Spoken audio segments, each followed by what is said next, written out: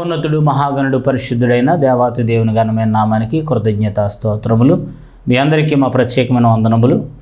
మరి యొక్క విశ్వాస శక్తి కార్యక్రమాన్ని వీక్షించుచున్న మిమ్మల్ని అందరినీ కూడా తండ్రి అయిన దేవుడు నిశ్చయముగా దీవించునుగాక. దేవుని బిడ్డలారా, మీ అందరి కొరకు మా సంఘ బిడ్డలు మేమును కూడా 40 దినముల ఉపవాసములతో అనుదినము కూడా ప్రార్థించుచూ ఉన్నాము. దేవాతి దేవుడు అనేక మంది జీవితాల్లో అనేక అద్భుతాలు, అనేక ఆశ్చర్యకార్యాలు జరిగిస్తూ ఉన్నారు. మరి అదే విధముగా మీ జీవితాల్లో కూడా దేవుడు మేలులు చేయాలని మేము నిరంతరం ప్రార్థిస్తూ ఉన్నాం. మీరు ప్రార్థన చేయించుకోవాలని ఆశపడినట్లయితే మరి యొక్క స్క్రీన్ మీద కనిపిస్తున్న ఫోన్ నెంబర్కి ఫోన్ చేయండి. మీ కొరకు మేము భారం కలిగి ప్రార్థన చేస్తాం. మా సంఘ బిడ్డలు కూడా మేము తెలియచేసి మీ సమస్యల గురించి మేము ప్రార్థన చేస్తాం. మరి చాలామంది ఫోన్లు చేస్తూ ఉన్నారు. వారందరూ కూడా అద్భుతాలు చూస్తున్నారు. మరి మీరు కూడా మరి కష్టాల్లో, శ్రమల్లో, బాధల్లో ఉన్నట్లయితే మీరు దుఃఖపడకండి. మన యేసయ్య నిశ్చయముగా మీకు సహాయం చేయగల దేవుడు కనుక మీరు నమ్మి విశ్వాసముతో ఫోన్ చేయండి.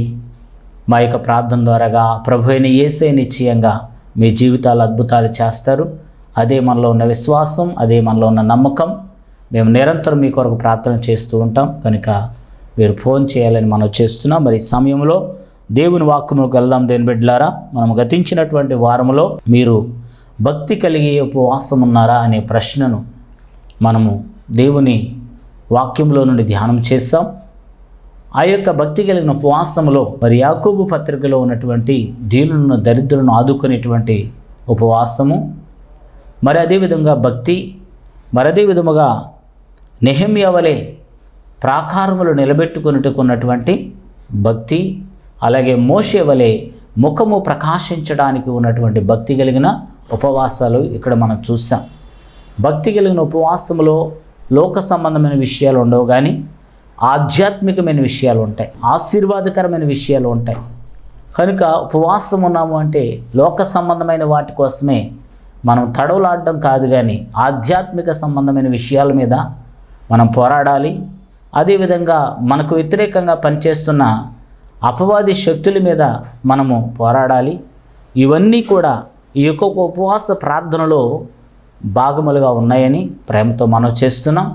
మరి అదే విషయాల్ని మనం కంటిన్యూ చేద్దాం. దేని బిడ్డలారా, భక్తి కలిగిన ఉపవాసములో ఏముంది అంటే, ఏలియా భక్తి కలిగిన ఉపవాసం చేసి ఆయన దేవుని ప్రత్యక్షతను పొంది తన భయంకరమైన మరణాపేక్ష కలిగినటువంటి బాధలో నుండి బయటపడి అనేక రాజులను, దైవజనులను అభిషేకించే శక్తి పొందారు. ఆయన భక్తి, ఆయన ఉపవాసము ఎలాగున ఉన్నదో మనం ఒక్కసారి ధ్యానం చేద్దాం రండి. 1 రాజుల గ్రంథము 19వ అధ్యాయము 8, 9, 10 వచనాలు చదువుకుందాం. అతడు లేచి భోజనము చేసి ఆ భోజనపు బలము చేత 40 రాత్రింబగళ్ళు ప్రయాణము చేసి దేవుని పర్వతమని పేరు పెట్టబడిన హోరేబునకు వచ్చి అచ్చట ఉన్న ఒక గుహలో చేరి బస చేశాను.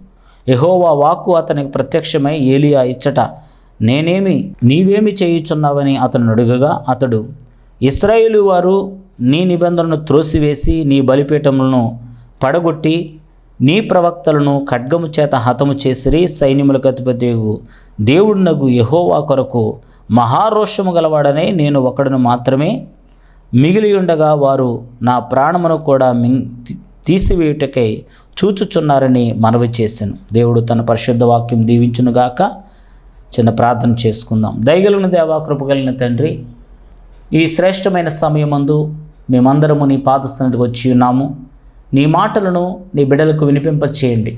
అల్పుడినైన నన్ను నీ బోరగా వాడుకొని నీ బిడ్డలు నిజమైన భక్తి చేసి, నిజమైన భక్తి కలిగిన ఉపవాసం చేసి వారి జీవితాల్లో మేలులు పొందే భాగ్యం దయచేసి మీరే మహిమ పొందమని, ఈ భక్తి కలిగిన ఉపవాసం ద్వారా వారి కన్నీళ్లు తొరవండి, వారి బాధలు తీసివేయండి, వారి శ్రమలు తీసివేయండి, వారి ఇబ్బందులు తీసివేయండి. నీ బిడ్డలుగా నిలబెట్టి మీరే మహిమ పొందమని నజరేయుడైన యేసునామమున అడుగుచున్నాం పరమ తండ్రి, ఆమేన్. దేవుని బిడ్డలారా, ఇక్కడ ఏలియా ఉపవాసము చేశాడు 40 పగళ్ళు 40 రాత్రులు. దానికి పైన చదివితే బదరీ వృక్షము కింద ఉండి అతను మరణాపేక్ష గలవాడే దేవునికి ప్రార్థన చేశాడు. ప్రభువా, ఇంకా చాలు నా జీవితానికి, ఇక నా ప్రాణం తీసుకోండి అంటాడు ఆయన. మరణాపేక్ష గలవాడై అంత వేదన వచ్చింది ఆయనకి. అంత బాధ వచ్చింది, అంత దుఃఖం వచ్చింది. ఇక ఆ యొక్క భయంకరమైనటువంటి ఆ యొక్క మహారాణి అంటుంది, నీ ప్రాణం తీసేస్తానని చెప్పి. అలాంటి భయంకరమైన పరిస్థితుల్లో ఈ యొక్క ఏలియా చేసినటువంటి ఒక ప్రార్థన, ఆ సమయంలో దేవుని దూత అతని యొద్దకు వచ్చింది. ఇదిగో నీ దగ్గర ఉన్నటువంటి భోజనం చేయి, నీకు శక్తికి మించిన ప్రయాణము నీకు నియమించబడి ఉన్నది. దేవుని బిడ్డలారా, ఈరోజు తండ్రి అయిన దేవుడు మనందరితో మాట్లాడుతూ ఉన్నాడు. నీవనుకుంటున్నావు, అయ్యో నాకు ఈ శ్రమల వలన, ఈ కష్టాల వలన, ఈ బాధల వలన ఇక నేను బ్రతకడం వ్యర్థం, ప్రభువా నా ప్రాణం తీసుకో అనే స్థితిలోకి నువ్వు దిగజారిపోయేవేమో. దేవుని బిడ్డ, నువ్వు భరించలేని బాధలో కృంగిపోయి, భరించలేని ఆర్థిక సమస్యలో కృంగిపోయి, భరించలేనటువంటి శోధనలో కృంగిపోయి నువ్వు దేవునికి ఇలాంటి ప్రార్థన చేస్తున్నావేమో. కానీ దేవుడు మాట్లాడుతున్నాడు, ఇదిగో నీ శక్తికి మించిన పనులు నేను నీ చేత చేయి. ఏలియా కూడా అదే ప్రార్థన చేశాడు. కానీ దేవుడు అతను విడిచిపెట్టలేదు. దేవుడు అతనితో మాట్లాడాడు. తన దూతలను పంపించి బలమైన ఆహారాన్ని పంపించాడు. ఆ విధంగా అతను ఆహారం తీసుకున్న తర్వాత ఆ ఆహారపు శక్తి చేత అతను ఏం చేశాడంట, 40 పగళ్ళు 40 రాత్రుళ్ళు ప్రయాణం చేస్తూనే ఉన్నాడు. ఆమేన్, హల్లెలూయా. దేవుని బిడ్డలారా, దేవుడిచ్చే ఆత్మీయ ఆహారం తీసుకుంటే ఎంత కాలం ప్రయాణం చేస్తున్నా నీలో బలహీనత రాదండి, నీలో అనారోగ్యం రాదండి, నీలో భయం ఉండదండి, మీలో శోధన ఉండదండి. ఇదిగో దేవుని బిడ్డలారా, దేవునిచ్చే వాక్యమనే ఆహారాన్ని మీరు భుజించండి. దేవుడిచ్చే ఆధ్యాత్మికమైన ఆహారం తీసుకోండి. ఈ లోక సంబంధమైన ఆహారము మనకు శక్తినివ్వచ్చు, ఇవ్వకపోవచ్చు. కానీ దేవుడిచ్చేటువంటి ఆహారము మనకి ఎంతో అద్భుతమైనటువంటి శక్తినిచ్చి నడిపిస్తూ ఉందని ప్రభుపేట మనవి చేస్తూ ఉన్నామండి. ఈ విధముగా అతను దేవుని పర్వతం అనబడిన హోరేబునకు చేరుకున్నాడు. దేని బిడ్డలారా, ఆయన ఉపవాసము దేనికోసం చేస్తున్నాడు?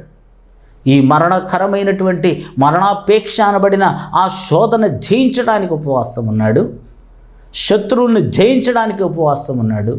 ఈ విధముగా అతను దేవుని సన్నిధిలో అతను ప్రయాణం చేస్తూ ఉండగా అక్కడ గాలి దెబ్బలు వచ్చినాయి అంటండి, భూకంపాలు వచ్చినాయి అంటాడు, మెరుపులు వచ్చినాయి అంటాడు. దానిలో ఎక్కడా దేవుడు ప్రత్యక్షం కాలేదు. కానీ ఒక్కసారిగా నిమ్మళమైన తరువాత మెల్లని స్వరముతో దేవుడు మాట్లాడి ఉన్నారటండి. దేవుని బిడ్డలారా, 11వ వచనంలో రాయబడింది. ఆ విధముగా అతను దేవుని యొక్క ప్రత్యక్షతను పొందిన తర్వాత హోరేబునకు వెళ్ళి దేవుని స్వరాన్ని వినిన తర్వాత దేవుడు అతనిని ఆశీర్వదించాడు. ఏ విధంగా తెలుసా? మహారాజులను అభిషేకించే శక్తితో ఆయన్ని ఆశీర్వదించాడండి. ఆయన ఏమన్నాడు ఇందాక? నేను చనిపోతాను ప్రభువా, నేను బతకలేను ప్రభువా. నువ్వు కూడా అలా అంటున్నావా? దేవుని బిడ్డ, దేవుని నమ్మి విశ్వాసం ఉంచి కూడా ఒకవేళ దేవుని నమ్మకుండా ఇంకా లోకంలో ఉండి నువ్వు అలా భయపడుతున్నావా? సమస్యలను గూర్చి, బాధలను గూర్చి నీ యేసే నీకు తోడుగా ఉన్నాడు. నిన్ను ఒక అభిషేకించే తల్లిగా, అభిషేకించే తండ్రిగా చేయబోతున్నాడు. నీ బిడ్డల్ని ఒక ఉన్నతమైన బిడ్డలుగా నువ్వు చేయబోతున్నావు. నీ కుటుంబాన్ని ఒక ఉన్నత స్థితిలో నడిపించబోతున్నావు. గొప్ప విజయాల్ని నువ్వు చూడబోతున్నావు రాబోయేటువంటి రోజుల్లో. ఏలియా కూడా నేను చచ్చిపోతాను ప్రభు అన్నాడు. వదిలేశాడా దేవుడు? వదలలేదు. నిన్ను నేను రాజులను అభిషేకించే సాధనంగా, ప్రవక్తగా నేను నిలబెడతానన్నాడు. అలాగే నడిపించాడు. ఇదిగో సిరియా మీద హజాయేలును నువ్వు అభిషేకం చేయి, ఇశ్రాయేలు మీద యెహూను నీవు మరి అభిషేకించు, అలాగే నీ తర్వాత ప్రవక్తగా ఉండడానికి ఎలీషాను అభిషేకించు. ఈ విధంగా ముగ్గురిని అభిషేకించే శక్తితో ప్రభువు నింపిన తర్వాత, ఆయన పని పూర్తి చేసిన తర్వాత అప్పుడు అగ్ని రథాల మీద ఏలియాని కొనిపోబడడం మనకు తెలుసు. దేని బిడ్డలారా, ఈ రోజున దేవుని యొక్క వాక్యం తెలియచేస్తూ ఉంది, నీ జీవితంలో కూడా నీవు చేయాల్సినవన్నీ చేసిన తర్వాతే నిన్ను దేవుడు తీసుకెళ్తాడు. నేను మధ్యలోనే వెళ్ళిపోతాను, నా పిల్లలను వదిలేస్తాను, నా భర్తను వదిలేస్తాను, ఈ సమస్యని తట్టుకోలేకపోతున్నాను, ఇప్పుడే ముగిస్తాను, అది కరెక్ట్ కాదు. దేవుని చిత్తము కాదది. దేవుడు నీకెంత సమయం ఇచ్చాడో అంత సమయం వరకు ఓపికతో ఎదురు చూడాలి. ఈ రోజున చాలామంది అనుకుంటూ ఉన్నారు, దేని బిడ్డలారా, ఎప్పుడు నా దేవుడు నన్ను దీవిస్తాడు, ఎప్పుడు నా దేవుడు నన్ను ఆశీర్వదిస్తాడు అని ఎంతో నిరుత్సాహపడిపోతూ ఉన్నారు, ఎంతో దిగజారిపోతూ ఉన్నారు. ఆ తండ్రి అయిన దేవుడు మనకు వాగ్దానం చేశాడు, తగిన సమయంలో నేను నిన్ను దీవిస్తాను, తగిన సమయంలో నేను నిన్ను హెచ్చిస్తాను అని మన తండ్రి అయినటువంటి దేవుడు మనకు వాగ్దానం ఇస్తూ ఉండగా నువ్వు ఓర్మి కలిగి, సహనం కలిగి, విశ్వాసం కలిగి కొంచెము కాలము తర్వాత నేను ఆశీర్వదిస్తానని ఆయన వాగ్దానం ఇస్తుంటుంటే మనం భయపడాల్సిన పని. ఒక అడవిలో ఒక నక్క ఉంది, ఒక ఏనుగు ఉందండి. ఇవి రెండూ గర్భం ధరించాయి. నక్క చిన్న జంతువు కాబట్టి చిన్న పొట్ట కలిగి ఉంది. ఆ చిన్న పొట్ట కాస్త బాగా పైకి వచ్చేస్తూ ఉంది, గర్భిణి కాబట్టి అలా పొట్ట ఎదిగిపోతూ ఉంది. అయితే ఏనుగు ఆల్రెడీ భారీ శరీరం, దాని పొట్టే పెద్ద సైజులో ఉంటుంది. ఇంకా దాని పొట్ట పెరిగేదేముంది, ఇంకా పెరగడానికి అవకాశం లేదు. అయితే ఆ పొట్ట పెరగకపోవడం వల్ల నక్కకి హేళనగా ఉంది. నేను గర్భిణి అంటున్నావు, నీకు ఎక్కడ ఉన్నాయి పిల్లలు, నీ పొట్ట ఏది, నీ గర్భం ఎక్కడ కనబడతలేదు అని చెప్పి హేళన చేస్తూ ఉన్నాక. కానీ ఏనుగు తెలుసు తన గర్భంలో ఒక పిల్ల ఉన్నది. ఆ విధంగా ఎంతో బాధపడుతుంది. కొద్ది రోజులకి ఆ నక్క కేవలము 58 రోజుల్లో అదేం చేసిందంటండి, 10 నక్క పిల్లలను కనేసి తీసుకుని వచ్చేసిందంట ఏనుగు దగ్గరికి. చూడు, ఎదుగో నేను 10 పిల్లలకి పెట్టేశాను, ఇప్పుడే గర్భిణిగా నేను ఉన్నాను, మంచి పిల్లల్ని కన్నాను, చూడు కావాలంటే ఇదిగో. నీవు గర్భిణి అంటున్నావు, నీ పొట్ట కనబడతలేదు, పొట్టలో పిల్ల కనబడతలేదు, ఒక పిల్ల కూడా పుట్టలేదు, ఎంతసేపు మేము చూడాలి అని హేళన చేసి పాపం బాధ పెడతా ఉంటే ఆ ఏనుగుకి చాలా కన్నీరు వచ్చింది, బాధ కలిగింది. నా పొట్టలో ఒక పిల్ల ఉన్నది కానీ దానికి తెలియట్లేదని చెప్పి ఎంతో చింతపడిందండి. ఆ ఏనుగు కూడా దాని గర్భావధి కాలము 22 నెలలు ఆ ఏనుగు తన యొక్క గర్భంలో ఆ పిల్లని ఒక గొన్న ఏనుగు సైజులో మంచి ఏనుగును తయారు చేస్తుందటండి. తయారైపోయిన తర్వాత ఒక్కసారిగా ఆ యొక్క ఏనుగు తన గర్భాశయములోంచి ఆ గొన్న ఏనుగు ఆ నక్క పిల్లలు చూస్తూ ఉండగా ఆ యొక్క పెద్ద సైజు గొన్న ఏనుగు ఆ యొక్క భూమి మీద పడినప్పుడు దబ్బమని సౌండ్ వచ్చి భూమి అదురుతుందంటండి. ఒకసారి ఆ గొన్న ఏనుగు భూమి మీద పడితే భూమి అదురుతుందంట. అలా అదరగానే ఈ నక్క పిల్ల అనుకున్నట్టు అయ్యి బాబోయ్ ఏదో బాంబు వచ్చి మా నెత్తి మీద పడిపోయింది అని ఒక్కసారిగా పరిగెడతాయి ఏంటండి ఇవన్నీ కూడా. దేవుని బిడ్డలారా, మీరు ఈ విషయాన్ని బట్టి మీరు గ్రహించాలి. నీ చుట్టూ అనేక మంది నిన్ను హేళన చేస్తున్నారు. వీళ్ళ దేవుడు ఎప్పుడు దీవిస్తాడు, ఎప్పుడు ఆశీర్వదిస్తాడు, ఎప్పుడు వీళ్ళు అభివృద్ధి చెందుతారని నిన్ను హేళన చేస్తున్నారు కదా. దేవుడు ఒక మంచి సమయం ఇవ్వబోతున్నాడు, ఒక మంచి రోజు ఇవ్వబోతున్నాడు. ఆ మంచి రోజున నిన్ను హేళన చేసిన వారు, నిన్ను చిన్నచూపు చూసిన వారు, నిన్ను ఇబ్బంది పరిచిన వారు, నిన్ను సూటిపోటు మాటలన్నవారు అందరూ సిగ్గుపడే విధంగా, ఆశ్చర్యపోయే విధంగా మరి దేవుడు నిన్ను బహుగా దీవించబోతున్నాడు. ఆమేన్, హల్లెలూయా. నీవు నమ్మాలి, విశ్వాసం ఉంచాలి. ఇదిగో ఏలియా ఉపవాసం దేనికోసమో తెలుసా? తన మరణాపాయ స్థితిలో తప్పించబడి ఒక అభిషేకం కలిగిన వ్యక్తిగా మారాడు. నువ్వు కూడా నీ మరణకరమైన స్థితులు, దుఃఖకరమైన స్థితులు విడిచిపెట్టి నీవు ఉపవాసము ద్వారాగా శక్తి పొంది నీ బిడ్డలను అభిషేకించాలి, నీ బంధువులను అభిషేకించాలి, నీ స్నేహితులను అభిషేకించాలి.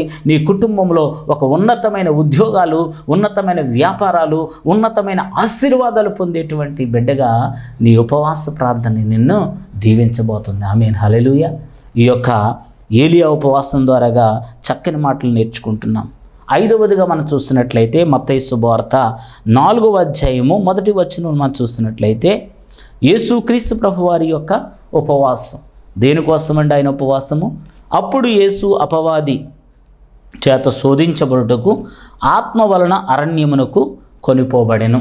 యేసుక్రీస్తు ప్రభువారు ఎందుకు ఉపవాసం ఉన్నారటండి? 40 పగళ్ళు 40 రాత్రులు ఆయన కూడా అరణ్యానికి వెళ్ళి ఆయన కూడా ఉపవాసం ఉన్నారండి. ఎందుకు ఉపవాసం ఉన్నారు ఆయన అంటే, దేని బిడ్డలారా, శోధన జయించడానికి, లోకాన్ని జయించడానికి, విజయాన్ని సాధించడానికి ఆయన ఉపవాసం. ఈ రోజున దేవుని బిడ్డలారా, యేసుక్రీస్తు ప్రభువారు మనకిస్తున్న ఒక అద్భుతమైన మాదిరి ఏంటంటే, నీ ఉపవాసం ఉండడం వలన నీ జీవితంలో ఉండిన లోక సంబంధమైన శ్రమలు తొలగిపోవడానికి గురించి కాదు, కానీ ఆ శ్రమలన్నీ తొలగిపోవాలంటే మొట్టమొదటగా నీవు నీ శరీరాన్ని జయించాలి. నీ నేత్రాశ, నీ శరీరాశ, ఈ జీవపు డంబం అనేటువంటి ఈ లోకాన్ని నువ్వు జయించగలిగితే నువ్వు సమస్తాన్ని జయిస్తావు. అపవాదుని జయించగలిగితే, సాతాన్ని జయించగలిగితే నీవు నిశ్చయముగా ఈ లోకమునంతటిని కూడా జయించగలుగుతావు. కనుక మరి యేసుక్రీస్తు ప్రభువారు ఆయన తన శరీరాన్ని నలగొట్టుకున్నారు అపవాది చేత శోధించబడుటకు. ఇదిగో అపవాది అంటుంది రాళ్లను రొట్టెలుగా చేసుకుని, చూసారా, అది శరీరాశ, తిండి మీద ఆశ, ఎప్పుడైతే నువ్వు ఉపవాసం ఉంటున్నావో అప్పుడే రుచికరమైన భోజనాలు నీకు పెట్టబడతాయి. అప్పుడే నువ్వు నిగ్రహ శక్తి కలిగి ఉండాలి. ఆ శరీరాశను జయించాలి. అలాగే అంటుంది, ఇదిగో ఈ లోక రాజ్యాలన్నీ చూడు, ఈ రాజ్యాలన్నీ కూడా నేను నీకు ఇచ్చేస్తాను. నేత్రాశ. అయితే యేసుక్రీస్తు వారు చెప్పారు మొదటి ప్రశ్నకు, మనుష్యుడు రొట్టె వలన మాత్రమే కాదు అని, దేవుని నోటి నుంచి ప్రతి మాట వలన జీవించునని మొదటి దానికి సమాధానం చెప్తే ఇప్పుడు రెండవసారి అంటున్నాడు, మరి ఈ లోక సంబంధమైన రాజ్యాలన్నీ కూడా నీకు ఇస్తాను అని చెప్పినప్పుడు దేని బిడ్డలారా, నీవు నాకు మ్రొక్కాలి అన్నప్పుడు నేను ఎవరికి మ్రొక్కాల్సినటువంటి పని లేదు. నా తండ్రి అయిన దేవునికే నేను మ్రొక్కుతాను తప్ప నేను ఎవరికి మ్రొక్కను. ఈరోజు నీ లోక సంబంధమైన రాజులు, అధికారులు చెప్తున్నారు, ఇదిగో మేము చెప్పింది చేయండి, మేము చెప్పినట్టల్లా వినండి. కాదు దేని బిడ్డలారా, మనము తండ్రి అయిన దేవుని వైపు మనం చూసినప్పుడు ఆ తండ్రి అయినటువంటి దేవుడు నిశ్చయముగా మనందరి జీవితాల్లో ఆశ్చర్య కార్యాలు, అద్భుత కార్యాలు చేసే దేవుడై ఉన్నారని ప్రభుపేట మనం చేస్తూ ఉన్నాను. మరి ఈ విధంగా ఇదిగో ఈ పర్వతం మీద నుంచి నువ్వు దూకు, ఆ దేవదూతలు నిన్ను ఎత్తి పట్టుకుంటారు. మా తండ్రి అయిన దేవుని శోధించకూడదు అంటాడు ఆయన. ఈ రోజున జీవపు డంబం, నేనేం చేసినా పర్లేదు, నా దేవుడు నన్ను కాపాడేస్తాడు. గర్వించొద్దు దేని బిడ్డలారా, లోబడి ఉండాలి, తగ్గించుకొని ఉండాలి. ఈ విధముగా చేసినటువంటి యేసు క్రీస్తు ప్రభుల వారి యొక్క అద్భుతమైనటువంటి వారి యొక్క భక్తి దేనికోసమంటే లోకాన్ని, పాపాన్ని, శాపాన్ని, సమస్తాన్ని జయించటానికి ఆయన చేసి ఉన్నారు. నీవు నిశ్చయముగా నీవు నీ శరీరాన్ని నీ స్వాధీనించుకోవాలంటే భక్తులు చెప్తున్నది ఏంటి తెలుసా, రోజుకి 1 గంట నీ శరీరం నీ స్వాధీనాలంటే 1 గంట ప్రార్థన చేయాలంట. 1 గంట ప్రార్థన చేస్తే కేవలం నీ శరీరము నీ స్వాధీనంలోకి వస్తుంది. తర్వాత నీ ఆశీర్వాదాలకి, నీ దీవెనలకి, నీ మేలుకి తర్వాత మళ్ళీ 1 గంట కంటే ఎక్కువ ప్రార్థన చేయాలి. అప్పుడు మాత్రమే నీ శరీరం నీ స్వాధీనం ఉంటుంది. కాబట్టి మన శరీరాశలు మనం జయించడానికి తండ్రిని దేవుడు కోరుకుంటున్నాడు. కానీ ఈ లోక సంబంధమైన వాళ్ళందరూ కూడా ఏమంటారు తెలుసా, అయ్యా నాకు చాలా నిగ్రహశక్తి ఉందండి, జస్ట్ అలా చూసి వచ్చేస్తాను, జస్ట్ అలా ముట్టుకుని వచ్చేస్తాను, సరిపోదు, ఆ పాపంలోనికి నేను వెళ్ళను, ఒక పార్టీయే కదా, ఒక ఫంక్షనే కదా, అలా ఇల్లు వచ్చేస్తాను, నాకు చాలా నిగ్రహశక్తి ఉందని చెప్పొచ్చు దేని బిడ్డలారా. కానీ పాపం అలాంటిది కాదు. పాపము నువ్వు పట్టుకున్న తర్వాత దాన్ని విడిచిపెట్టే మరి అవకాశం నీకు ఇవ్వదు. కానీ ఆ యొక్క పాపము నిన్నే అది పట్టుకుంటుందండి. ఒక పిల్లవాడు కూడా అలాగే ఒక నదిలో ఏదో ఒక మూట కొట్టుకెళ్ళిపోతుందని చెప్పి దూకి తీద్దామని పరిగెత్తాడంట. ఈత కొట్టు వెళ్ళాడు, ఆ నల్లని మూట పట్టుకుని లాగుతున్నాడు కానీ అది రావట్లేదు. ఈ కుర్రోళ్ళందరూ అన్నట్టు వదిలేసి వచ్చారంటే అతను చెప్పిన మాట ఏంటో తెలుసా, ఇందాక నేను పట్టుకున్నాను కదా, పట్టుకున్న తర్వాత లాగినా రావట్లేదని నేను వదిలేసాను, కానీ అదే ఇప్పుడు నన్ను పట్టుకుంది, నన్ను వదలట్లేదు అని చెప్పాడు. ఏంట్రా బాబు నిన్ను వదలపోవటం అంటే, ఇది మూట కాదురా బాబు, ఇది ఎలుగుబంటి అని చెప్పాడు. ఎలుగుబంటి అంటే ఇలా ముడుచుకొని కొట్టుకొని వెళ్ళిపోతుందట. అయితే వీడు దాన్ని పట్టుకుని ముట్టుకుని వచ్చేద్దాం అనుకున్నాడు. కానీ ఏమైందండి, ఇప్పుడు అదే వీడిని పట్టుకుంది. పాపం కూడా అలాంటిదే. నువ్వు టచ్ చేసి వచ్చేద్దాం అనుకుంటావు, కానీ టచ్ చేసిన తర్వాత అది నిన్ను వదలదు. అది నిన్ను పట్టుకొని నాశనం చేసేంత వరకు కూడా వదలదు. ఒక తాగుడు కానీ, ఒక వ్యభిచారం కానీ, దొంగతనం కానీ, అబద్ధాలు కానీ, మోసాలు కానీ, హత్యలు కానీ, మానభంగాలు కానీ, ఇవన్నీ కూడా సామాన్యమైన పాపాలు కాదండి. ఒక్కసారి నువ్వు వాటి జోలికి వెళ్ళావంటే నీ జీవితాన్ని నాశనం చేసేంత వరకు విడిచిపెట్టవు దేని బిడ్డలారా. యేసు క్రీస్తు ప్రభువారు వాటిని జయించడానికి ఉపవాసం ఉన్నారు. ఈ రోజున కూడా నీవు భక్తి కలిగిన ఉపవాసం చేయాలంటే నీ శారీరక సంబంధమైనటువంటి ప్రతి పాపమును జయించడానికి నువ్వు ఉపవాసం ఉండాలని ప్రభు పేట మీకు మనవి చేస్తున్నాం. 6వదిగా మనం చదువుకుందాం. 2 కొరింథీయులకు రాసిన పత్రిక 6వ అధ్యాయము 2, 3, 5 వచనాలు చదువుకుందామండి. అనుకూల సమయమందు నీ మొరడాలకించితిని, రక్షణ మందు నిన్ను ఆదుకుంటునని ఆయన చెప్పుచున్నాడు కదా. ఇదిగో ఇప్పుడే మిక్కిలి అనుకూల సమయము, ఇదిగో ఇదే రక్షణ దినము. శ్రమల యందును, ఇబ్బందుల యందును, ఇరుకుల యందును, దెబ్బల యందును, చెరసాలలోను, అల్లరులలోను, ప్రయాసములలోను, జాగరణలోను, ఉపవాసములలోను మిగిలిన ఓర్పు గలవారమై ఉంటిమి అని అపోస్తులుడైనటువంటి పౌలు కొరింథీయులకు రాస్తూ చక్కని సత్యాలను ఆయన బోధిస్తూ ఉన్నారు దేని బిడ్డలారా. ఆయన ఉపవాసం ఉపవాసము దేనికంటే, ఆయన శ్రమలు దేనికంటే, ఆయన యొక్క విశ్వాసము దేనికంటే దేని బిడ్డలారా, ఆయన చేసినటువంటి ప్రార్థన దేనికోసం అంటే అనేక ఆత్మల రక్షణ కొరకు. అందుకని ఆయన అంటాడు కదా, ఇదిగో ఈ మిక్కిలి అనుకూల సమయము, ఇదిగో ఇదే రక్షణ దినం అంటాడు ఆయన. ఆ రక్షణ దినం ప్రకటించడానికి ఇరుకులలో ఉన్నాడంట, ఇబ్బందుల్లో ఉన్నాడంట, జాగరణల్లో ఉన్నాడంట, ఉపవాసాల్లో ఉన్నాడంట. అంటే నీ ఉపవాసం దేనికోసం ఉండాలి? అపోస్తుడైన పౌలు వలె నీ ఉపవాసం ఉండాలంటే నువ్వు దేనికోసం ఉపవాసం ఉండాలంటే నీ ఆత్మరక్షణ కొరకు, నీ బిడ్డల రక్షణ కొరకు, నీ భర్త రక్షణ కొరకు, నీ కుటుంబ రక్షణ కొరకు నీవు ఉపవాసం ఉంటే ఆ రక్షణ అనుభవం అనేటువంటిది నీ బిడ్డల్ని రక్షిస్తుంది. దేని బిడ్డలారా, ఈ రక్షణ అనుభవం లేకుండా ఈ లోకంలో మనం జీవిస్తే భయంకరమైనటువంటి నరకాగ్ని గుండానికి మనము మన బిడ్డలు వెళ్ళిపోయే పరిస్థితి. రక్షణ పొందేసామంటే సరిపోదు, ఆ రక్షణ మనం కాపాడుకోవాలి, రక్షణను మనం కొనసాగించాలి. దేని బిడ్డ, ఆ రక్షణ కొనసాగించలేకపోతే మన జీవితాల్లో ఏ విధమైనటువంటి ఆశీర్వాదం ఉండదండి, పరలోక రాజ్య అనుభవం ఉండదండి.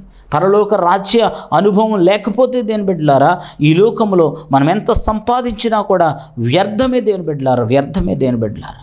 కనుక ఈ యొక్క రక్షణ కొరకు, నీ కుటుంబ రక్షణ కొరకు, నీ బిడ్డల రక్షణ కొరకు నీవు ఉపవాసం ఉండాలి. చాలామంది కూడా రక్షణ పొందేసామనుకుంటారు. రక్షణ పొందేసిన తర్వాత కూడా ఏం చేస్తారండి, పాపంలోకి వెళుతూ ఉంటారు. ఒక పాస్టర్ గారు వెళుతుంటే ఒక ముసలావిడి వాళ్ళ అరుగు మీద కూర్చొని చుట్టకాలు చేస్తూ ఉందంట. పాస్టర్ గారు ఎదురుగుండాలి. మరలా మామూలుగా నోరు కడిగేసుకుని చర్చిలోకి వచ్చేసి మళ్ళీ ద్రాక్షరసం కోసం చేతులు చాపిందంట. పాస్టర్ గారు కోపం వచ్చి ఆవిడకి ద్రాక్షరసం ఇవ్వలేదు. పక్కకి వెళ్ళిపోతే ఆమె కోపం వచ్చేసి ఇంటికి వచ్చి వాళ్ళ ఆయనతో చెప్పిందంట, ఏమండి పాస్టర్ గారు ఈరోజు నాకు ద్రాక్షరసం ఇవ్వలేదు, అలాగే ఇలాగని చెప్పి. ఫోన్లేవే మాట్లాడతానులే చూద్దాంలే అని చెప్పేసి అలా ఆయన అన్నాడు. ఆ సమయంలో నిద్రపోతూ ఉన్నప్పుడు ఆమెకు ఒక కల వచ్చిందంట. ఆమె ఎక్కడికో వెళ్ళిందంట, ఒక పెద్ద హాల్లో ఉంది. ఆ హాల్లో ఉన్నప్పుడు అక్కడ ఉన్నటువంటి వ్యక్తులు ఏం చేస్తారంట, ఒక్కొక్కరికి ఒక్కో చుట్ట పంచి పెడుతున్నారంట. అబ్బా ఎంత గౌరవిస్తున్నారు, ఎంత చక్కగా చుట్టలు పంచి పెడుతున్నారు, అబ్బా బాగున్నాయని చెప్పి చుట్ట తీసుకుందంట, పట్టుకుందంట. అప్పుడు ఎదురు చూస్తుందంట, మళ్ళా అగ్గి పెట్టేస్తారేమో చూస్తుందంట, వెలిగించుకుందామని. అగ్గి పెట్టేస్తారంటే ఇవ్వట్లేదంట. ఏంటి ఇవ్వట్లేదంటే అప్పుడు ఒక ఆయన వచ్చి ఇలా వెనకాల ఉన్న ఒక తెర తీసాడంట. ఇలాగ తెర తీస్తే వెనకాల వైపున పెద్ద అగ్నిగుండం కనపడుతుందంట. అప్పుడు ఆయన చెప్పారట, అమ్మ మీరు చుట్టలు కాల్చుకోవాలనుకుంటారు కాబట్టి ఈ అగ్నిగుండంలో మిమ్మల్ని పాడేస్తాం. మీరు చుట్టలే కాల్చుకుంటారో, మీ ఒళ్ళే కాల్చుకుంటారో, మీరు ఏడుస్తారో, మూలుగుతారో దాంట్లో చేసుకోండి అని చెప్పి అందరినీ ఈడ్చుకెళ్ళి ఆ అగ్నిగుండంలో పాడేస్తారంట. చూడండి దీని బిడ్డలారా, అలా పడవేగానే ఒక్కసారిగా మంచం మీద నుంచి దబేళ్ళు కింద పడిందంట. అప్పుడు లేచిందంట, అయ్యి బాబోయ్ చుట్టలు కాలిస్తే నన్ను ఏం చేస్తారు, ఆ నరకాగ్నిలో పాడేస్తారు, అయ్యి బాబోయ్ నేను కాల్చకూడదని చెప్పి అప్పుడే వాటిని విడిచిపెట్టి ప్రభు బిడ్డగా జీవించింది. ఆమెన్, హల్లెలూయా.